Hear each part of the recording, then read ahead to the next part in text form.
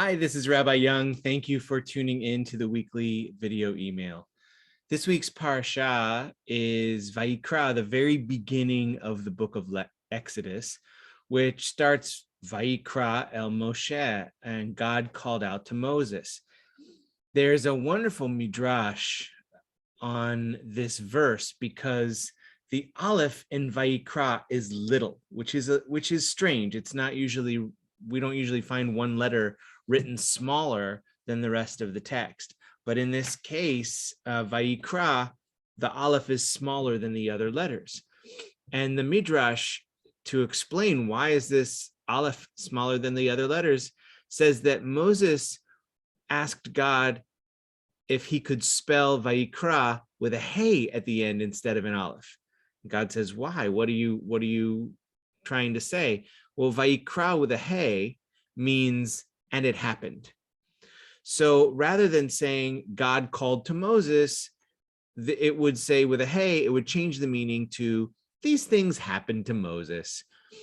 It was an expression of humility.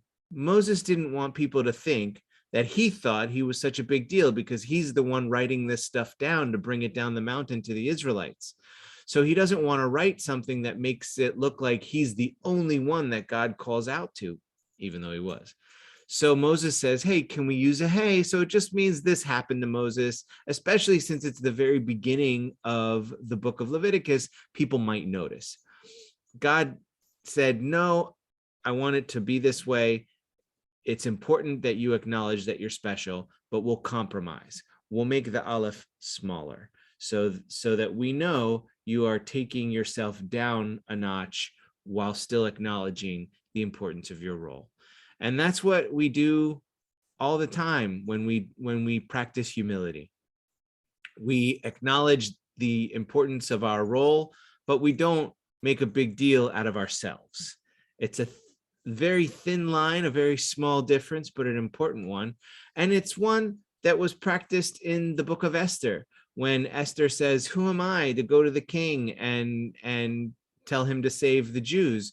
And Mordecai says, you're exactly the person we need. It is exactly because we need you to save the Jews that you were put in this moment at this particular time. So don't overdo the humility, acknowledge your greatness and go and talk to the king. Speaking of Purim, Purim is next week. How wonderful. Purim will be 7 o'clock on Wednesday, March 16. And we also have a Purim Carnival for the younger people at CBT at 10 a.m. on Sunday. Because we are doing spring forward with our clocks on Saturday night, we have decided to start religious school at 10 a.m. So if you come at 9 a.m., that's fine. Some people might be here, but we're going to put you to work. So you'll be volunteering to help set up the Purim Carnival if you show up at 9.